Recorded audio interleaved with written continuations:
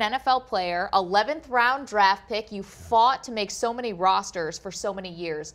From reading your story, it seems like you left the NFL with a negative taste in your mouth. What do you remember about the experience? It was really, really negative because that was my mindset at the time. You have to understand, most NFL players, especially those at the bottom of the roster, feel like they should have been starting and they feel like they've been slighted. And there were a lot of times I did. There was a period where I remember I was on the Chargers and I got cut at the last minute. But the coach called me every week while I was out and I was cut. He said, stay in town. We're going to bring you back next week. Those Chargers went all the way to the Super Bowl. And he called me every week, and I did not go back on that team. So you're talking about this kind of pain and this kind of thing. But let me tell you something. It's a mindset because it's how I determine to look at it. And at the time, I was like, this is the pits. But when I look back, it really let me know that I had to change my mindset. I had to change that, things that were viewed as negatives, I have to view as positives in order to make it. And it was a really very disappointing experience. But then when I look back, I played 7 years in the NFL. So a lot of that's in the book, a lot of the pain that I went through in the book, a lot of the disappointments that I went through. And I had to just tell it because it's a very, very harsh business.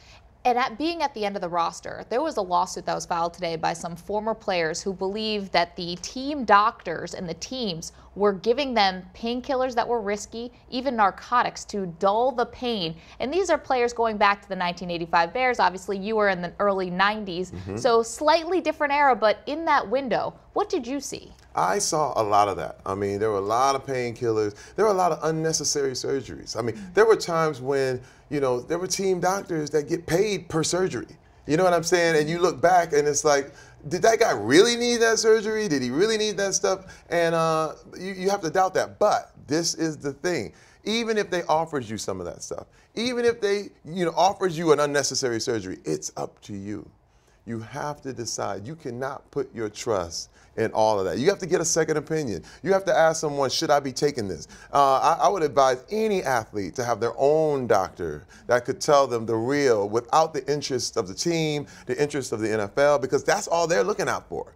And you have to look out for yourself. And I think that anybody could be a victim here all the time.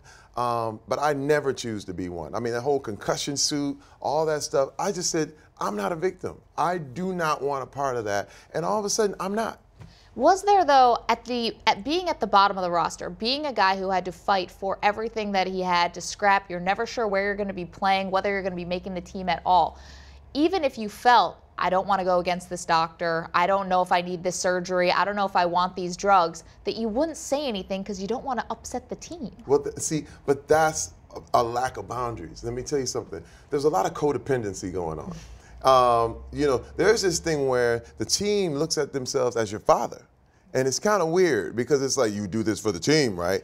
And it's really like a cult. I have to say, the NFL is a cult because you've been looking at this motto and this logo for your whole life and you believe in it and you're like, they wouldn't do anything to hurt me. They never would. And maybe they would. Maybe, it's so... and when you give your life over to something like that and you give your total trust into something like that, it will always disappoint you. You can't do that with the government. You can't do that with the team. You got to depend on yourself. You can't give everything you have. And I've done that. I remember being, when I just gave everything I had to something, and you always get disappointed. But once you realize, hey, this thing is up to me. Once I knew, like, the decisions I make are my decisions, then you realize I have the power.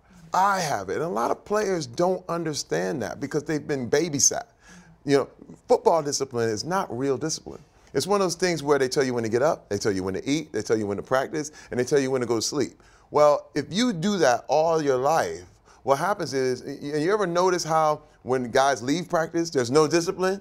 Because they don't have it. It's not real discipline. Real life is a whole nother way than the sports world. And it's two different things, whereas people tend to think it's the same. They go, he's a great athlete, so he must be disciplined. Right. And it does not work that way. Or just because you're disciplined on the field doesn't mean that it carries over to the rest of your life. Exactly. I want to get your thoughts on a story that's in the news now. Michael Sam is set to become the first openly gay football player in the NFL. He was drafted to the St. Louis Rams, who you not only played for, but also your coach was Jeff Fisher when you were in L.A. That's right. Were you surprised that Jeff Fisher drafted Michael Sam? No, not at all, not at all. Michael Sam was a great player, and I really wish him the biggest, longest, greatest career ever. But I want to say this, it shouldn't matter. It should not matter. I'm going to tell you, I am African American, not by my color. I'm African American by my culture. Okay, when you start getting into race and separating people by their physical traits and sex and this kind of thing, then you don't look at people as people. You start to get into something else. And I think that Michael Sam, in a lot of ways, is being set up to fail. Because what's going to happen if he gets cut from a team? You know what people are going to say? Gay people can't play football, and that's wrong. It's like a great white running back, you know, or the black quarterback controversy. It should be about quarterbacking. It should be about being a running back. It should be about being a linebacker. And I think that sometimes we put too much emphasis on the race issue or the sex issue or whether he's gay or straight and whatever. Let me tell you, it's not true that a gay football player is not going to be as good if Michael Sam doesn't make it. So how will his Rams teammates treat him? I don't know. I have no idea. This is a thing where, man, this is uncharted territory right now. You know what I mean? I mean, you know, one thing is, I think with ball players, you have to understand is that, you know, the locker room is a very intimate place. And it's kind of wild because if you know a person, you know, is gay, you're gonna feel self-conscious. I have to say, if I walked into the women's room, I think women would go, hey, hello, I don't know. You know what I'm saying? There's a reason why I can't walk into the women's room, not because it's not right, but it's just that it would make other people feel uncomfortable. I don't know. I think they may have to change into saying, well, everybody has their own independent lockers, give everyone their own privacy. Wow. And I think that's a way to really alleviate that kind of situation because no one wants to be in a locker room and feel objectified. You just don't want it. And like I said, it's like if you know a guy has a shoe fetish and you work at a shoe store, it's a little, you know, would you let, you know, and it's kind of weird because you know this is something that he is into. I don't know, would it make you feel comfortable? The best example is just the women's room thing. If I walked into the women's room and said, hey, I love women, all the women would probably leave. Interesting take. That's really interesting. I want to get your thoughts on another story that's in the news. You mentioned you identify being African American by the culture, not the color of your skin. When you hear Donald Sterling saying these things and being caught on tape, and not even caught on tape, then sits down with Anderson Cooper and makes it even worse. Yeah. What's going through your mind? Okay, what's going through my mind, first of all, is that, you know, this man is not very smart, okay? There is no interest in me to hang out with Donald Sterling, to know that I need to stay away from a guy like that, but we need to forgive him, not forget. See, people tend to think forgive means forget. When I say forgive, everyone is guilty of saying something in anger that sounds really, really dumb. If it was recorded and blasted everywhere, everyone would hate him. I'm not saying that we need to, that there shouldn't be consequences to what he says, but I really I think that if you set this guy up as like, oh man, you know, we ought to ban him, we ought to get him, you set yourself up as a victim. And when you become a victim, you can never be free. You give him power. You make his racism affect you in some way. Let me tell you something. Racism is not the demolition of your dream. It just alters your path to success. That's what racism does. But people tend to think it kills your dream, it kills your future. No, it doesn't. All racism just alters your path to success. That's it. And if you think it does, if you think it stops you, it will. What about the Clippers? If you were on that team, what would you have done? First of all, I would make a statement like most of the players did, but I would have kept playing. Donald Sterling does not shoot. Donald Sterling does not rebound. Donald Sterling does not make any three-pointers, okay? You have to do what you do. And first of all, I think it's better And the political correctness in this country has kind of got crazy. I think it's much better that people be allowed to speak freely so you know. Because let me tell you something, it's worse with him thinking it than saying, I'd rather him be able to say it and I know what he's thinking. But imagine, if you're walking around and not willing to say it, but they're thinking it, I'm telling you, that's much more dangerous, way more dangerous. So now everyone's too scared to talk, too scared to be open, and I think especially in the sports world, you need some openness, you need some honesty, and right now it's just people are playing games. Yeah.